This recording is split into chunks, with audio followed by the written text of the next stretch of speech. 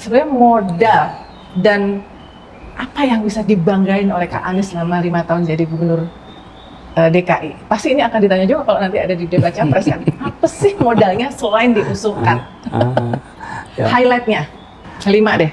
Milestone jadi penanda. Ya. Bersatu, universal health coverage. Ketika saya masuk ke Jakarta, 26% penduduk Jakarta tidak tercover asuransi, tidak tercover BPJS. Lalu kami, saya bilang kita harus cover semua orang. Jangan sampai masuk rumah sakit jadi miskin. Itu nggak kelihatan, nggak ada fotonya. Ya. Dan Jakarta 100%. Caranya gimana? Caranya itu bukan orang dipanggilin, para lurah diharuskan memastikan penduduknya 100% tercover. Kalau tidak, tunjangannya dipotong. Jadi lurah-lurah ini kerja betul lewat RW, RT. Tidak boleh lagi ada orang yang tidak tercatat. Ya. Nah, kami siapin anggarannya. Jadi bayangkan begitu masuk, kami itu harus ngeluarin uang 1,4 triliun untuk itu. Tapi ini kan komitmen negara untuk melindungi. 100% terlindungi. Yang kedua, ini contoh kedua. Yang kedua adalah membangun transportasi yang terintegrasi. Jaklingko ini ya? Jaklingko, yang orang bisa pergi dari mana saja ke mana saja dengan satu sistem. Dan di dalam Jaklingko itu muncullah terobosan mengenai bis listrik. Muncullah terobosan mengenai pengintegrasian antara kereta api, kemudian bis, angkot, dan lain-lain. Jadi itu yang kedua. Yang ketiga, ini contoh aja nih, saya coba sambil ingat. 5 contoh aja. 5 contoh aja. Kemudian, bagaimana kita membangun Jakarta International Stadium yang sudah bertahun-tahun itu menjadi PR. Dan itu janji kami kepada warga Jakarta, bahwa Jakarta harus punya stadion. Dan terjadilah itu, stadion yang dibangun di masa pandemi.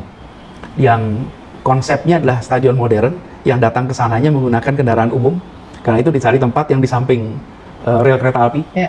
Mudah-mudahan ini nanti stasiunnya segera tuntas, supaya orang kalau mau ke JIS, parkirnya di mana? Parkirnya di semua stasiun di sekitar Jabodetabek. Parkir aja di situ, naik kendaraan umum sampai ke situ. Itu ketiga, contohnya adalah JIS. Lalu keempat adalah pembangunan ruang ketiga yang mensetarakan. Ruang ketiga ini, ruang pertama itu di rumah, ruang kedua itu tempat kerja, ruang ketiga itu di arena publik. Apa itu? Mulai dari taman, kemudian trotoar, kemudian anjungan-anjungan. Kalau dilihat itu apa JPO, tempat-tempat itu adalah ruang ketiga. Ruang ketiga yang bersatukan. Jadi Kak Uni, saya cerita dikit nih Kak Uni. Kalau Kak Uni ke Bundaran HI, di depan Bundaran HI itu sekarang ada halte bis yang kemudian ada anjungannya untuk lihat apa Bundaran HI. Jadi ceritanya gini Kak Uni, kenapa kok waktu itu buat ide itu? Ini kan ruang ketiga mempersatukan yang menyetarakan.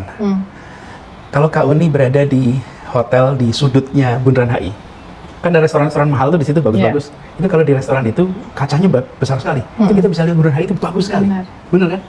Nah, saya itu duduk di situ. Sebut hotel nanti sangat promo, tapi iya akhirnya tahu di situ kan. Di hotel di situ, di lounge di mall itu. Itu kalau lihat saya itu sambil ngopi ambil teh itu, kapan ya rakyat kebanyakan bisa merasakan yang saya rasakan ini gitu.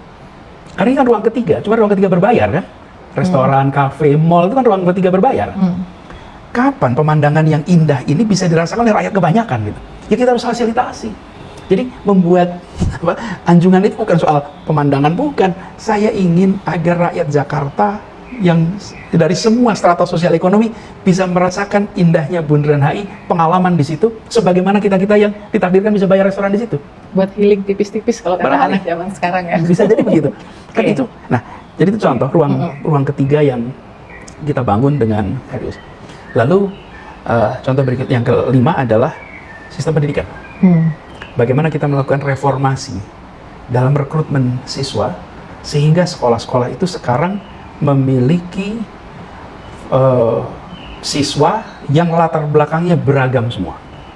Sudah berpuluh tahun sekolah yang baik, yang dianggap baik, itu diisi oleh anak-anak dari keluarga yang mampu. Sekarang sekolah-sekolah itu diisi oleh anak-anak dari berbagai strata keluarga. Saya beri contoh, ada sebuah sekolah yang favorit di Jakarta, SMA, itu sebelumnya anak yang diterima orang tuanya berpendidikan S1, S2, S3 itu 90%. Yang tidak S1, S2, S3 itu hanya 10%. Sesudah sistem baru ini kita adopsi, yang terjadi dibagi 3 kelompok tuh, yang pendidikannya rendah 20-30%, yang pendidikannya tengah 20-30%, yang pendidikan tinggi 20-30% orang tuanya. Jadi mendadak anak-anak dari kampung, anak-anak yang orang tuanya rumahnya sederhana, pekerjaan sederhana, anaknya bisa dapat sekolah yang baik. Dan mereka bisa punya kesempatan pendidikan tinggi yang baik. Nah, yang kelima ini jarang di dalam politik mau disentuh. Kenapa? Karena efeknya jangka panjang. Juga nggak kelihatan ya? Nggak kelihatan sekarang. Bentuknya bukan fisik ya? Nggak kelihatan, nggak bisa difoto. Nggak ada peresmian-peresmian Nggak gitu. ada, nggak ada. Tapi saya kan sampaikan bahwa kita itu berada di dalam amanat ini bukan hanya untuk aspek-aspek yang bisa kelihatan. JIS bisa kelihatan, trotoar bisa kelihatan, anjungan kelihatan. Tapi kalau universal health coverage, jaminan selamat tidak kelihatan. Pendidikan itu tidak kelihatan. Lalu ada lagi soal kampung. Kampung-kampung sederhana yang biasa disebut padat, miskin, kumuh. Itu dilakukan penataan dan penataannya masif kita kerjakan. Itu artinya apa? Ada anggaran dialokasikan ke situ, ada sumber daya orang alokasikan ke situ, libatkan para ahli, libatkan NGO. Jadi kampung-kampung ini menjadi kampung-kampung yang terlindungi, terfasilitasi.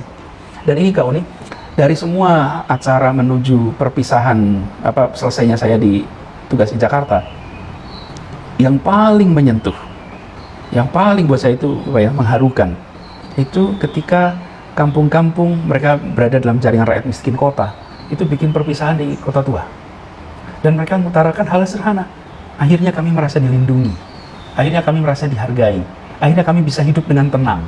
Ketika kampung-kampung miskin ini dapat kesetaraan kesempatan. Dan gimana mereka bisa berusaha juga dengan tenang. Nah, termasuk kampung-kampung yang dulu digusur dengan paksa. Bukit Duri. Sekarang Bukit Duri mereka punya rumah yang amat nyaman. Kemudian kampung akuarium. Jadi, Kak, saya kalau ditanya tentang bagaimana rekam jejak di Jakarta, maka saya akan tunjukkan rekam jejak ini sebagai bagian dari rakyat Indonesia bisa melakukan penilaian bahwa konsep membesarkan yang kecil tanpa mengecilkan yang besar, memberikan kesetaraan kesempatan, sudah dioperasionalisasikan. Oke.